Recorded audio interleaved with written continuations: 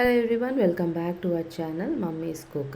இன்னைக்கு சூப்பர் டேஸ்டியான தாஹி ஷிம்லா மிர்ச்சி எப்படி செய்யுதுன்னு பார்க்கலாமா? முதல்ல ஒரு பேன் எடுத்துக்கிட்டு 3 டேபிள் ஸ்பூன் ஆயில் ஊற்றிருக்கேன்.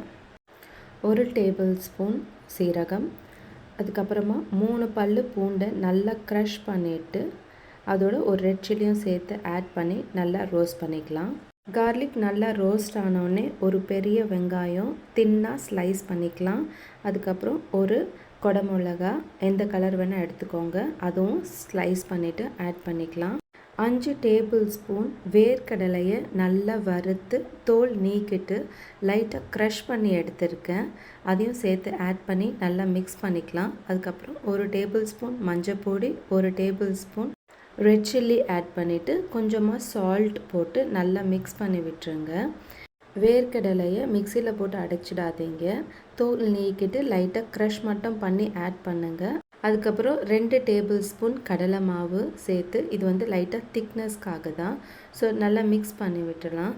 இதில் 200 கிராம் கர்ட் ஆட் பண்ண போகிறேன். 200 கிராம் கர்டை எந்த லம்ஸும் இல்லாமல் நல்லா மிக்ஸ் பண்ணிவிட்டு அதுக்கப்புறம் நம்மளுடைய ரெசிபியோடு ஆட் பண்ணிக்கலாம்.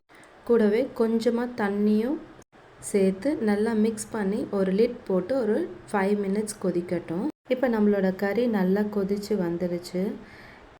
இந்த ஸ்டேஜில் நம்ம 1 table spoon garam masala add பண்ணிவிட்டு லைட்டாக மிக்ஸ் பண்ணி விட்டு கொஞ்சம் நேரம் கொதிக்க விடுங்க. அவ்வளோதான், நம்மளுடைய தாஹி ஷிம்லா மிர்ச்சி ரெடி ஆகிடும்.